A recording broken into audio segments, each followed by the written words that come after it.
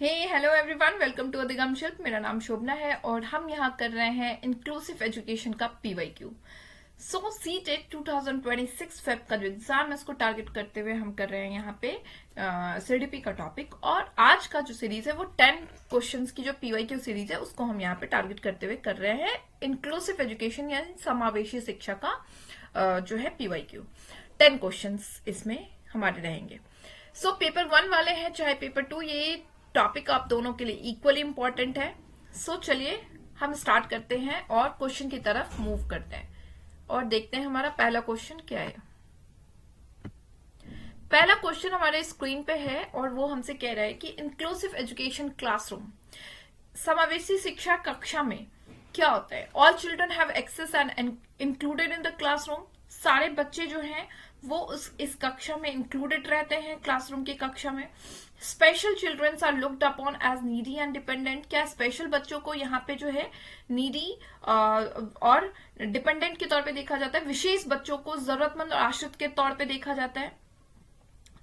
All children follow same curriculum, क्या सारे बच्चों को सेम ही तरह के करिकुलम को फॉलो किया जाता है और यूनिफॉर्म पैडागोजी का यूज किया जाता है लर्नर्स के लिए, यानी सभी बच्चों को समान पाठ्यक्रम का पालन करना होता है और सभी शिक्षार्थियों के लिए समान शिक्षा शास्त्र अपनाया जाता है। Special children always work on their own curriculum, क्या विशेष बच्चे हमेशा अपने पाठ्यक्रम पर काम करते हैं। देखिए इंक्लूसिव एजुकेशन जहां पे है, यहाँ पे हमने बात करी थी कि इंक्लूसिव एजुकेशन में हमारा क्या है कि नॉर्मल बच्चे स्पेशल बच्चों के साथ में नॉर्मल बच्चे, चाहे मिनॉरिटी वाले बच्चे हैं, चाहे लैंग्वेज के अलग अलग लैंग्वेज के हैं, चाहे अलग स्टेट के बच्चे हैं, यानी हर एक तरीके से जितने भी डाइवर्स चीजें, डाइवर्सिटी हमारी है, सारे यहाँ पे डाइवर्स कल्चर के जो बच्चे होंगे वो वेलकम होते हैं। ठीक है, तो यहाँ पे जहां भी स्पेशल बच्चे की बात हो रही है, विशेष बच्चे की, वो तो सिर्फ विशेष बच्चों को देखा नहीं जा रहा है। यहाँ पे नीडी बच्चे जो हैं, जिनको लैंग्वेज का है प्रॉब्लम, ऐसे बच्चे जिनके साथ में जो अलग लैंग्वेज, अलग इस तरह के लैंग्वेज से पढ़ रहे हैं, लिंग्विस्टिक हो गए, चाहे आपके ऐसे बच्चे जिनका आप कह सकते हैं मिनॉरिटीज के बच्चे हैं, अलग कल्चर के, तो मतलब यहाँ पे सभी तरह के बच्चों को वेलकम किया जाता है। तो विशेष का तो यहाँ पे जो चर्चा है वो ही खत्म हो रही है। ठीक है, यानी इस तरह हमारा बी और सी आंसर जो है वो एलिमिनेटेड है। चलिए नेक्स्ट देखते हैं।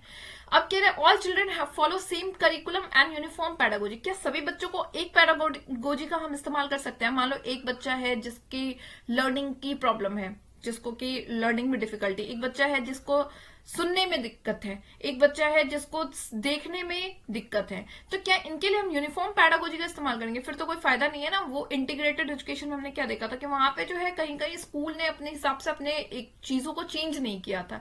इंक्लूसिव एजुकेशन इसीलिए तो आया है कि इन सब का ध्यान रखते हुए आप इन सब को एक साथ लेके चलेंगे, बट जरूरत पड़ने पर आप जो है इनको अलग अलग तरीके से जो है सुविधा प्रदान करेंगे। अगर लर्निंग वाला बच्चे को डिफिकल्टी है तो आप उसको उस तरीके से ध्यान देंगे, उसको उस तरह से ट्रीट करेंगे। अगर किसी को हियरिंग की प्रॉब्लम है तो आप उसको जो है सो इक्विपमेंट्स देंगे, यंत्र देंगे जिससे कि उसको सुविधा मिले सुनने में। अगर ब्लाइंड है कोई बच्चा या फिर किसी के देखने में प्रॉब्लम है तो आप उसको वहां पे कुछ इस तरह से प्रावधान देंगे जिससे कि उसको देखने में, या तो किसी को देखने में प्रॉब्लम है तो उसको आप क्या करेंगे कि सीटिंग अरेंजमेंट्स में आगे बिठाएंगे। अगर किसी बच्चे को कोई बच्चा जो है यहाँ पे ब्लाइंड है तो आप लिपि के साथ साथ उसको जो है सो प्रावधान देंगे। तो यहाँ पे यही चीज है ना, यूनिफॉर्म पैडागोजी का हम यहाँ पे इस्तेमाल नहीं कर रहे हैं। तो यानी ये ऑप्शन भी हमारा यहाँ पे कट गया। अब बचा कौन सा? तो अब है all children have access to and included in the classroom, सभी बच्चे की कक्षा तक पहुंचे, मतलब हर एक बच्चा जो है एक्सेस कर रहा है, कक्षा तक पहुंच रहा है, उन्हें कक्षा में शामिल किया गया है। तो हमने एक वो जो प्रिंसिपल पढ़ा था उसमें हमने देखा था कि सबको यहाँ पे क्या है, सबकी यहाँ पे एक्सेसिबिलिटी है, पहुंच है, कि हर बच्चा को पहुंचने का प्रावधान दिया गया। अगर किसी बच्चा, कोई बच्चा ऐसा है जिसको चलने में दिक्कत है तो उन्होंने रैंप का इस्तेमाल किया जिससे कि आराम से ये बच्चा यहां तक पहुंच पाए। तो एक्सेसिबिलिटी दी गई है हर एक बच्चे को ताकि वो क्लासरूम तक पहुंच पाए, चाहे कैसे भी तरह के बच्चे हैं। तो यानी इस क्वेश्चन का बेस्ट आंसर हमारा है आंसर नंबर ए। देखिए थ्योरी पार्ट हमने डिस्कस कर लिया है, अगर आपने नहीं देखा है तो मैं लिंक में उसका दे दूंगी, डिस्क्रिप्शन बॉक्स में इसका लिंक दे दूंगी। चलिए नेक्स्ट क्वेश्चन हमसे क्या कह रहा है, नेक्स्ट क्वेश्चन हमसे कह रहा है which of the following about inclusive education is not correct. अच्छा, जब भी लर्नर्स आप क्वेश्चन पढ़ते हैं इस तरह करेक्ट और नॉट करेक्ट, तो जब आपके पास एग्जाम्स में क्वेश्चन आए तो आप ध्यान रखिएगा, कई बार क्या होता है कि नॉट करेक्ट वाले करेक्ट पे टिक लगा देते, तो वो भी ध्यान रखना है आपको। समावेशी शिक्षा के बारे में निम्नलिखित में से कौन सा सही नहीं है, चलिए देखते हैं। An inclusive classroom accommodates differences in language styles and promotes collaboration. एक समावेशी कक्षा भाषा शैलियों के अंतर को समायोजित करता है और सहयोग को बढ़ावा देता है। अभी अभी हमने बात करा कि डिफरेंट अगर लैंग्वेज के भी लोग हैं तो वो भी यहाँ पे वेलकम है, उनको भी यहाँ पे एडमिशन मिलती है इस जगह पे, ठीक है। साथ ही साथ क्या है, यहाँ पे कोलैबोरेट कर रहा है, वो डिफरेंट लैंग्वेज के जो बच्चे हैं वो एक ही साथ तो बैठ रहे हैं, एक जगह बैठ रहे हैं और एक दूसरे के साथ क्या कर रहे हैं, कोलैबोरेट सहयोग कर रहे हैं और फिर आगे बढ़ रहे हैं। या फिर टीचर को अगर आप देखें तो टीचर क्या कर रहा है, डिफरेंट लैंग्वेज के बच्चों को, ऐसा तो नहीं है ना कि वहां पे आप कह दोगे कि तुम नहीं आ सकते, मुझे ये वाली लैंग्वेज नहीं आती, वो चीज वो कल्चर इंक्लूसिव एजुकेशन में है ही नहीं। आपको क्या है कि आपको उस तरह से उस बच्चे को फिर ट्रीट करना है। तो यानी ये वाली बात सही है और हमें नॉट करेक्ट वाला ढूंढना है, तो यानी ए नंबर आंसर जो है वो हमारे काम का नहीं है, क्योंकि ये आंसर है सही और हमें ढूंढना है गलत। An inclusive classroom centers around fixed curriculum and standard assessment. एक समावेशी कक्षा निश्चित पाठ्यक्रम और मानक मूल्यांकन के आसपास जो है वो केंद्रित है। देखिए फिक्स्ड करिकुलम की बात, अगर करिकुलम तो हमारा यूनिफॉर्म है, ठीक है, फिक्स्ड तो आप नहीं कह सकते यहाँ पे, और स्टैंडर्ड असेसमेंट सिर्फ मूल्यांकन की बात पे तो निर्धारित नहीं है। यहाँ पे क्या कह रहा है कि आप पैडागोजी, आप अलग अलग तरीके से आपका जो करिकुलम है, मान लो एक बच्चा है लेट्स सपोज जिसको लर्निंग डिफिकल्टीज है, तो आप उसका किस तरह के से मूल्यांकन करेंगे, तो आप उसको थोड़ी सी राहत, थोड़ी सी कंसेशन देंगे ना उस चीज के लिए, ताकि वो आगे ग्रो अप कर पाए यहाँ पे, ठीक है। चलिए ये वाले ऑप्शंस हमारे कहीं ना कहीं काम के लग रहे हैं। अब नेक्स्ट कह रहा है inclusive education means teaching is a way that do not exclude. समावेशी शिक्षा करते हैं इस तरह से पढ़ाना जो बाहर ना हो, मतलब इस तरह से टीचिंग आपको पढ़ाना जिसमें एक्सक्लूजन की बात नहीं हो। तो हमने लैंग्वेज थियरी में पढ़ा ही था कि समावेशी कक्षा जो है वो एक्सक्लूजन को बिल्कुल फॉलो नहीं करता है, आप किसी को भी एक्सक्लूड कभी नहीं कर सकते हो। समावेश का ही मतलब है कि आपको उसके अंदर आपको उसमें वेलकम करना है, तो यानी ये ऑप्शन भी हमारे काम का नहीं है क्योंकि ये आंसर सही है। चलिए डी नंबर कह रहा है inclusive education means adopting pedagogy that support need of all learners. अभी अभी हमने बात करी, समावेशी शिक्षण का अर्थ है शिक्षा शास्त्र को अपनाना जो सभी शिक्षार्थियों की आवश्यकता का समर्थन करता है। आपको जो यहाँ पे कह रहा है कि ऐसा पैडागोजी अपनाना है जिसमें लर्नर्स को सपोर्ट करे, राइट। यहाँ तो बात हो ही रही है, अगर नीडी है तो उसके लिए पैडागोजी आपको डिफरेंट तरीका से, आप यूनिफॉर्म पैडागोजी का इस्तेमाल करोगे तो फिर वहां पे प्रॉब्लम हो जाएगी।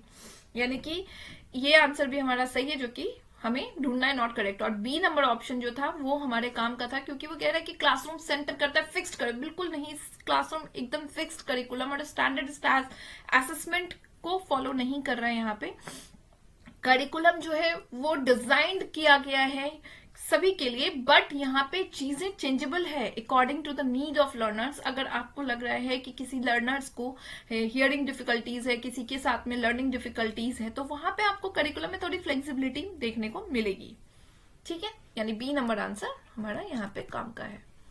चलिए थर्ड नंबर क्वेश्चन हमसे कह रहा है कि inclusive education inclusion of students belonging to disadvantaged group demands। वंचित समूह मतलब ऐसे समूह जो वंचित रहे हैं पढ़ाई से की मांगों से संबंधित छात्रों को शामिल करना क्या है। Isolation in the classroom on the basis of social affiliation, सामाजिक संबंधता के आधार पर कक्षा में होगा।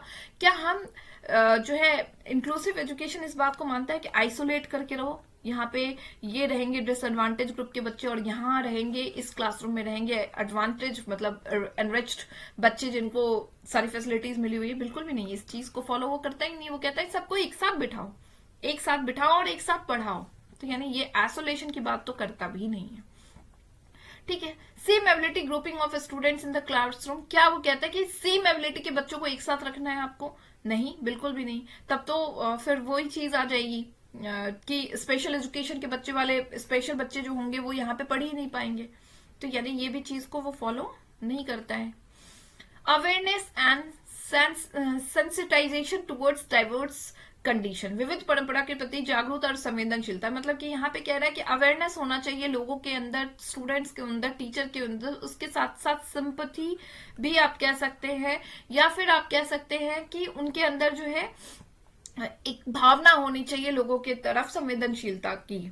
ठीक है, तो ये चीजें फॉलो करते हैं कि आप बच्चों को एक साथ जब बिठाते हैं तो इससे सारे तरह के जो बच्चे जब इंक्लूसिव एजुकेशन में एक साथ बैठेंगे तो यहाँ पे बच्चों के अंदर क्या होगा, बच्चों के अंदर भावना जगेगी, साथ में सहयोग का, परस्पर संबंध का।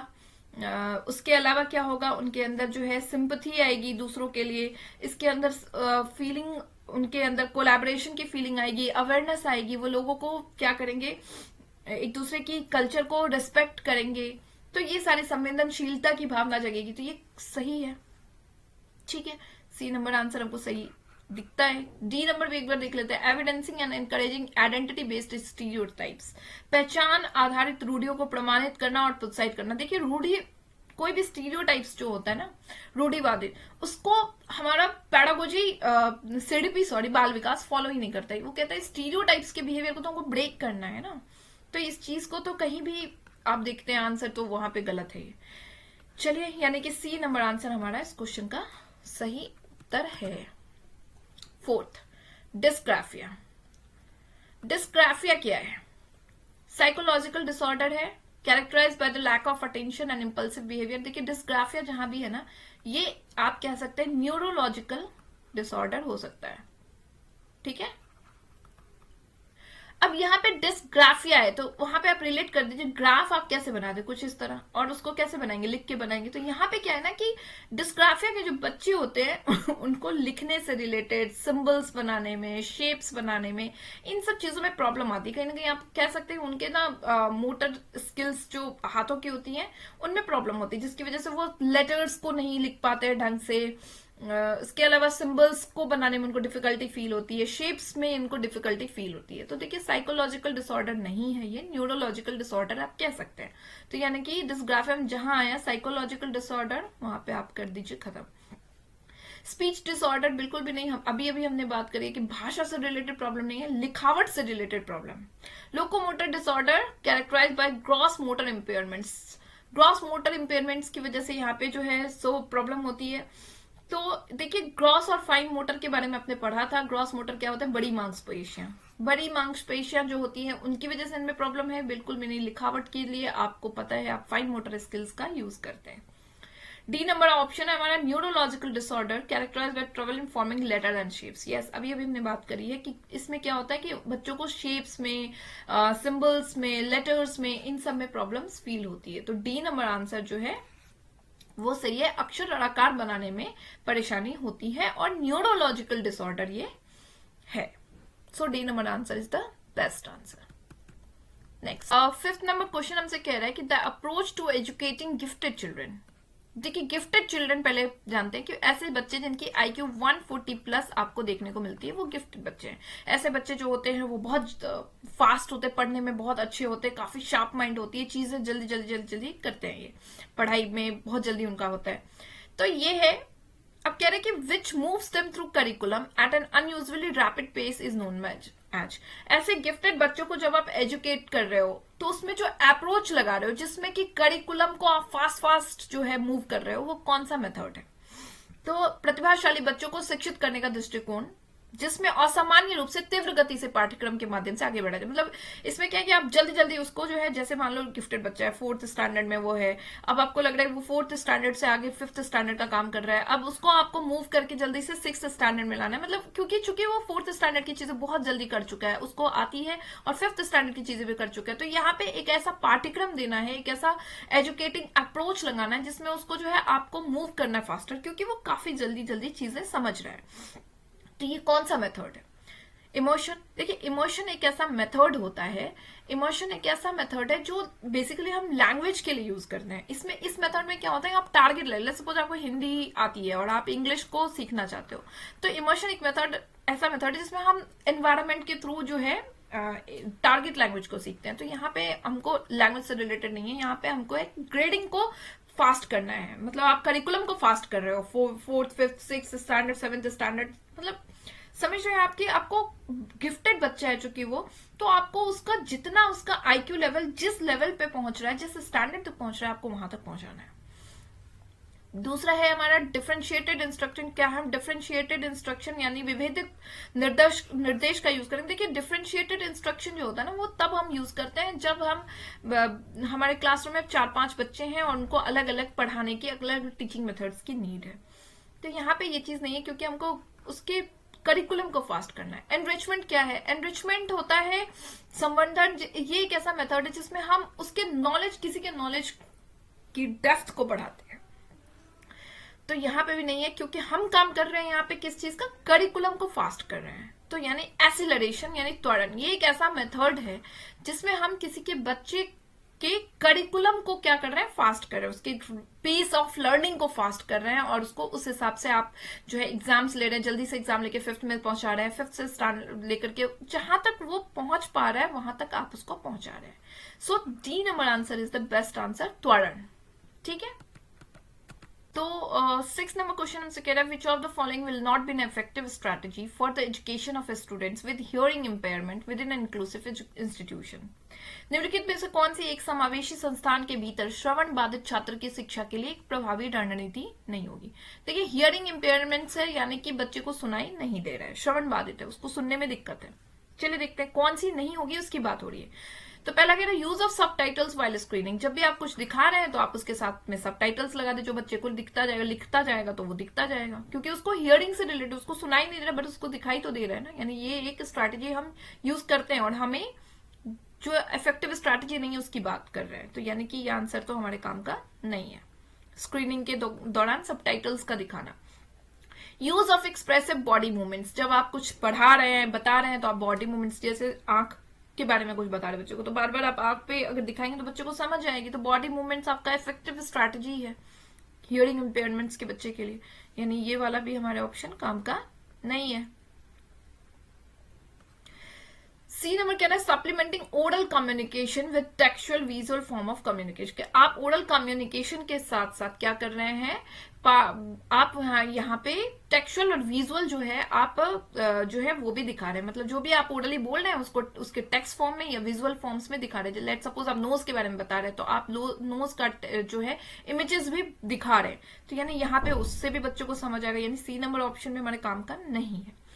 अब डी नंबर कह रहा है reliance on verbalization as a primary mode of communication. सिर्फ वर्बल मोड जो है उस पर आपको डिपेंड करना है। जब भी आप वर्बल यानी बोलेंगे, संचार के प्राथमिक साधन के रूप में शाब्दिकरण पर निर्भरता। आप सिर्फ शब्द बोलते जाएंगे, उसको हियरिंग इम्पेयरमेंट से, तो वो कुछ भी नहीं समझ पाएगा ना। वो क्या बात है, ना आपने बॉडी मूवमेंट्स करा, ना आपने ओरल के साथ साथ टेक्सचुअल या विजुअल कम्युनिकेशन करा, ना आपने सबटाइटल्स स्क्रीनिंग के टाइम में यूज किया, सिर्फ वर्बल फॉर्म्स में आप पढ़ा रहे हैं। तो उसमें उस बच्चे के लिए इफेक्टिव स्ट्रैटेजी नहीं होगा, उसको कुछ समझ तो आएगा ही नहीं। यानी D number option is the best answer for this question. अरे अरे अरे,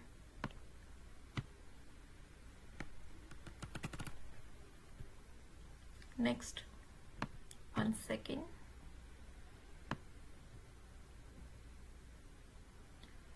नेक्स्ट क्वेश्चन हम कह रहा है a child in a classroom faces continual challenge in understanding mathematical operation despite adequate support. This could be because of कक्षा में एक बच्चे को पर्याप्त समर्थन के बावजूद गणितीय संचालन के समझ में निरंतर चुनौती का सामना कर रहा है। कहने का मतलब है कि इस बच्चे को बार बार समझाया जा रहा है, बार बार बताया जा रहा है कैलकुलेशन के बारे में, मतलब मैथमेटिकल जो भी कैलकुलेशन है, ऑपरेशन है, सब कुछ बताया जा रहा है, प्लस माइनस मल्टीप्लिकेशन जो भी है, बट फिर भी ये बच्चा जो है उसको प्रॉब्लम हो रही है। तो यानी कि इसमें क्या कारण हो सकता है? ऑटिज्म। देखिए ऑटिज्म जो है वो एक साइकोलॉजिकल आप डिसऑर्डर कह सकते हैं। इसमें बच्चा क्या होता है कि वो शर्माता है, बच्चों लोग सोशल इंटरेक्शन कम होता है उसके अंदर, वो सोसाइटी के साथ घुल मिल नहीं पाएगा, स्कूल में भी ज्यादा बच्चों के साथ फ्रेंडशिप नहीं कर पाएगा। तो ये तो नहीं होगा। डिसकैलकुलिया। डिसकैलकुलिया क्या है? इसमें कैलकुलिया वर्ड जो है ना कैलकुलेशन से रिलेटेड है, तो आप इसलिए आप इसको रिलेट कर सकते हैं। डिसकैलकुलिया है, यहाँ पे कैलकुलेशन से रिलेटेड प्रॉब्लम बच्चे में देखा जाएगा। B number answer is the best answer. Dysgraphia क्या था, जिसमें कि आपको लिखावट से रिलेटेड बच्चों में प्रॉब्लम था, शेप्स हो, साइज हो, लेटर्स हो, उसमें देखने में दिक्कत था। डिसलेक्सिया क्या था, इसमें रीडिंग डिसऑर्डर होता है बच्चों के अंदर, वो स्पेलिंग्स वगैरह को लेकर के कंफ्यूजन होता है, उल्टे सीधे सीधे स्पेलिंग्स बी और डी में कंफ्यूज हो जाएगा, इस तरह से उसको पढ़ने में भी कंफ्यूजन होगा। तो बी नंबर आंसर जो है इस क्वेश्चन का आंसर है डिसकैलकुलिया, जिसमें बच्चे को आपको रीडिंग और राइटिंग से रिलेटेड प्रॉब्लम देखने को, सॉरी जिसमें गणितीय गणना करने में आपको प्रॉब्लम देखने को मिलता है। 8th नंबर क्वेश्चन क्या हमसे कह रहा है, 8th नंबर क्वेश्चन हमसे कह रहा है creativity in a classroom can be encouraged by providing opportunities for students to. छात्रों को अवसर प्रदान करने के लिए कक्षा में रचनात्मकता को प्रोत्साहित किया जा सकता है। मतलब क्रिएटिविटी जो है आप बच्चों के अंदर जो है उसको एनकरेज कर रहे हो, प्रोत्साहित कर रहे हो, इसके लिए आप क्या करोगे? ज्वाइन स्पेशल अचीवमेंट सेक्शन, विशेष उपलब्धि और विभागों में शामिल हुए। सिर्फ अचीवमेंट सेक्शंस में अगर हम शामिल हो रहे हैं तो उससे क्रिएटिविटी का क्या लेना देना है? उससे तो कोई खास हमको क्रिएटिविटी में फर्क नहीं पड़ेगा। Encourage original discovery and thinking, किसी बच्चे की क्रिएटिविटी को देखने के लिए ओरिजिनल लेवल के उनके जो थिंकिंग है उस पर करें। आप कोई चीज, कोई मान लो कोई इवेंट ऑर्गेनाइज कर रहे हो, कुछ भी, आप आपने उस इवेंट को ऑर्गेनाइज किया और आपने बच्चों के अंदर जो है दे दिया कि आप अपने इसके बारे में कोई किसी पैराग्राफ ही लिखना है, तो आपने बच्चों को दे दिया कि अपने तरफ से 10 सेंटेंसेस पे लिख के आओ। तो यहाँ पे क्या होगा, हर एक बच्चा अलग अलग तरीके से लिखेगा, अलग अलग तरीके से जब वो लिखेगा तो उसके अंदर क्रिएटिविटी आएगी। तो ये वाली चीज प्रोत्साहित करना कि उनके खोज और मूल खोज और सोच को प्रोत्साहित करना, सही बात है। आप जब आपके अंदर आएगा, बच्चे के अंदर वो क्रिएटिविटी आप देखोगे तो उसको आप एनकरेज करोगे, तो ये चीज है। Developing good test taking skills, परीक्षण लेकर के आप जो है कौशल विकसित करना। सिर्फ परीक्षण लेने से उससे क्या क्रिएटिविटी क्या ही आएगा? कुछ नहीं आएगा। वो तो रोट लर्निंग भी आप करा दोगे तब भी आप गुड टेस्ट टेकिंग स्किल्स, आपका अच्छा परीक्षण जो है सो उसके थ्रू कौशल आप कर दोगे। बट क्रिएटिविटी अगर आपको लेना है किसी के अंदर तो आप उसके अंदर उसकी ओरिजिनलिटी को ढूंढोगे ना। लर्निंग कन्वर्जेंट थिंकिंग, देखिए कन्वर्जेंट थिंकिंग को हम ज्यादा पेडागोजिकल तौर पे इस्तेमाल करते नहीं, हम डाइवर्जेंट थिंकिंग को करते हैं, जिसमें कि बहुत डिफरेंट चीजों को हम एक्सप्लोर करें। तो ये ऑप्शन हमारा है नहीं, बी नंबर आंसर हमारा इस क्वेश्चन का आंसर है। चलिए नेक्स्ट। और ये 9 नंबर क्वेश्चन जो है वो हमसे कह रहा है कि individual differences in the preferred learning style of learner should be dash by the teacher. शिक्षार्थियों की पसंदीदा अधिगम शैलियों में व्यक्तिगत अंतर शिक्षक द्वारा डैश होना चाहिए। मतलब कि बच्चों के अपने अलग अलग तरीके का लर्निंग स्टाइल है और वो टीचर के लिए क्या होना चाहिए, टीचर को उसके लिए क्या करना चाहिए, रिस्पेक्ट करना चाहिए, इग्नोर करना चाहिए, अवॉइड करना चाहिए या डिसमिस्ड करना चाहिए। तो देखिए इंडिविजुअल डिफरेंसेस, बहुत सिंपल आंसर, आप लोगों को भी पता ही होगा कि इंडिविजुअल डिफरेंसेस जो है वो वेलकम करता है हर तरह की चीजों को। और being a teacher, being a learner, आपको हर किसी के लर्निंग स्टाइल्स को, हर किसी के कल्चर को, हर किसी के रिलीजन को, हर किसी के अलग अलग तरीके के बच्चों को आपको क्या करना है, रिस्पेक्ट करना है। तो डिफरेंट लर्निंग स्टाइल को भी आपको क्या करना है, यहाँ पे सम्मानित ही करना है। So A number answer is the best answer for this question. Let's move to the next. और ये जो last number question 10th number question है वो हमसे क्या कह रहा है, वो हमसे कह रहा है individual differences in preferred learning style of children should not be addressed by. बच्चों की पसंदीदा सीखने की शैली में व्यक्तिगत अंतर को संबोधित नहीं किया जाना चाहिए। तो देखिए प्रेफर्ड लर्निंग स्टाइल जो है इंडिविजुअल डिफरेंसेस के में बच्चों के अंदर जो पसंदीदा कोई चीज है, जिसमें पसंदीदा सीखने की शैली है, उसके अंदर क्या हमको नहीं करना है। Presenting information to them in multiple ways, ये तो देखिए जब हम इन्फॉर्मेशन उसको मल्टीपल तरीके से, कई तरीके से जानकारी देंगे तो वो उसके लर्निंग स्टाइल में हेल्पफुल होगा। और हमें कह रहा है कि उनको, हमें कौन सा आंसर नहीं गलत है। Giving them chance to act on information in multiple ways, उनको बहुत तरीके से जो है आप चांस देंगे, कई तरीके से जो है कार्य करने का मौका दिया जाएगा, ये भी उनके लिए हेल्पफुल है। तो यानी ये आंसर भी हमारे काम का नहीं है। Providing them opportunities to engage in working using multiple ways, उन्हें कई तरीकों से काम के अवसर में संलग्न होने का अवसर प्रदान करना। मतलब आप कई तरीके से उसको अपॉर्चुनिटीज दे रहे हैं, हेल्प कर रहे हैं, एंगेज कर रहे हैं, जिससे कि उसको अपना जो काम है, पसंदीदा काम, उसको सीखने में हेल्प कर रहा है। तो यहाँ पे ये भी उसके लिए तो लर्निंग स्टाइल के लिए प्रेफर्ड होगा। तो यानी ये भी नहीं। Levelling and segregate them in multiple ways, उन्हें कई तरीकों से लेवल, और देखिए लेवल और सेग्रीगेशन यानी कई अलग करना, पृथक करना जो है हमारे इंक्लूसिव एजुकेशन का पार्ट है ही नहीं। और हमें वही कह रहा है कि इनमें से कौन सा स्ट्रैटेजी जो है हमारे लिए गलत होगा। तो डी नंबर जो है आंसर वो हमारे काम का है, क्योंकि वो तरीका हमारे को इंक्लूसिव एजुकेशन में अपनाना नहीं है। So this is all about the 10 questions. आज इंडिविजुअल डिफरेंसेस के जितने भी क्वेश्चंस थे, सॉरी इंक्लूसिव एजुकेशन के जो भी 10 PYQs थे वो हो गए हैं डन। और अब नेक्स्ट टॉपिक हमारी कल स्टार्ट होगी और उसके PYQs होंगे। सो वीडियो अगर अच्छे लगते हैं तो प्लीज चैनल को लाइक शेयर एंड सब्सक्राइब जरूर करिएगा। मिलते हैं नेक्स्ट सेशन में नेक्स्ट वीडियोज के साथ में, तब तक के लिए bye bye and take care.